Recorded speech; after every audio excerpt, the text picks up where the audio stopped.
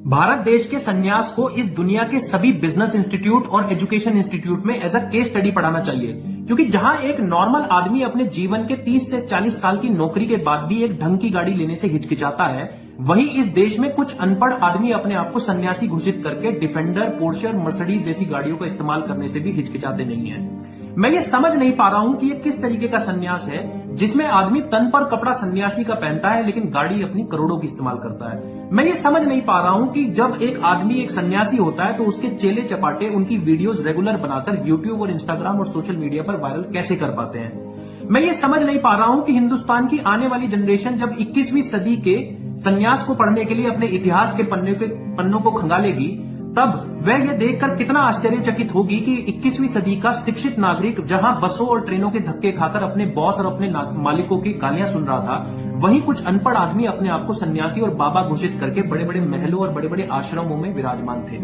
मैं भारत के शिक्षा मंत्री से भी एक आग्रह करना चाहूंगा कि भारत की करंट शिक्षा प्रणाली में एक छोटा सा चेंज लाकर एक चैप्टर ऐड किया जाए, जिस चैप्टर का नाम होना चाहिए कि सन्यासी किस तरीके से बने। क्योंकि हो सकता है कि करंट एजुकेशन सिस्टम से आप कोई कथाकथित डॉक्टर या कोई इंजीनियर या कोई ढंग का टीचर ना निकाल पाए, लेकिन एक ढंग का सन्यासी तो शायद आप निकाल ही लेंगे, क्योंकि एक ढंग का सन्यासी आपके लिए वोट मोबिलाइजेशन, कुछ अनपढ़ फॉलोअर्स और बहुत सारा इकोनॉमिकल बूस्ट लेकर आएगा, जिस इकोनॉमिकल बूस्ट से वो बहुत सारे महल जैसे दिखने वाले आश्रम बनाएगा और बड़ी बड़ी गाड़ियां खरीदेगा।